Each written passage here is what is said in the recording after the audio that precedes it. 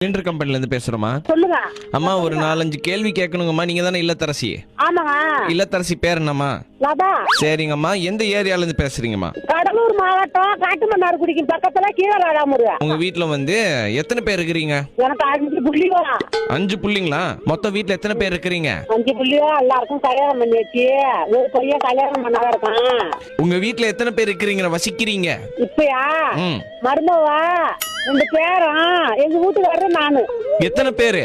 6 பேருங்க. 6 பேரு. இதத்தான் அப்ப இருந்து கேக்குறேன். 6 பேரு. சரி, உங்க வீட்ல சுடு தண்ணி வைக்கிற பழக்கம் உண்டா?